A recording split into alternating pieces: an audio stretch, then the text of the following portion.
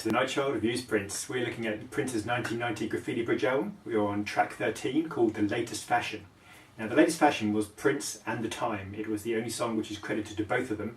It was also the B-side to the Time single Shake.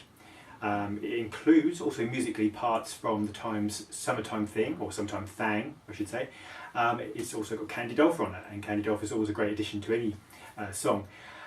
It's a very strange song for me, I find.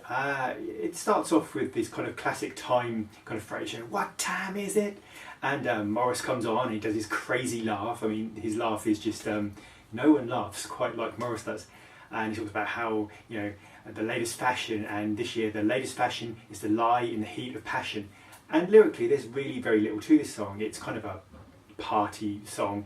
It's strange because although Morris sings a verse and then Prince sings a verse, this is not a duet in a meaningful sense. This is just like a shared party track.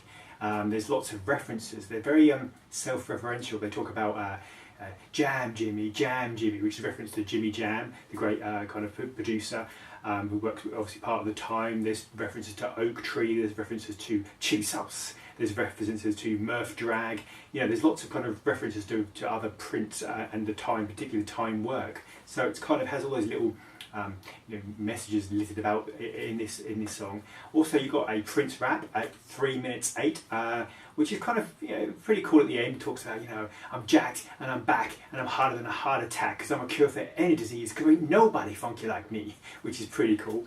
That's followed again by Morris's laugh.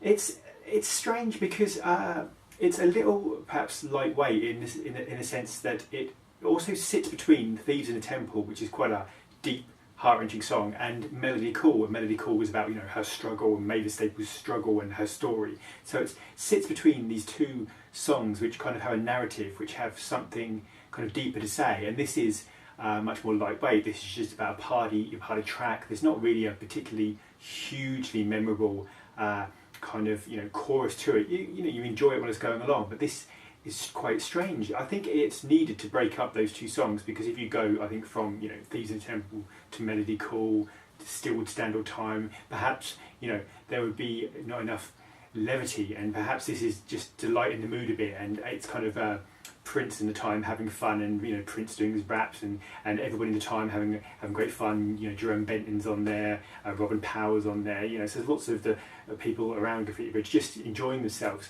So in that sense, it's a bit like the New Power Generation Part 2, in the sense that lots of people coming together and kind of getting on that track. But I do think the New Power Generation Part 2 does it slightly better, with the inclusion of T.C. Ellis, of Tevin Campbell, even of Mavis Staples. I think this just is a little lightweight, but it's fun. I don't dislike it. I just think it's not a song that necessarily you kind of always you wouldn't seek out necessarily. But it's fun. It's what the Time do. I think there are better examples of the Time's work, but I also think this is probably needed just to pace the album, just to kind of give it a little bit of levity before we go into perhaps some more serious tracks. So it's fun. It's the Time.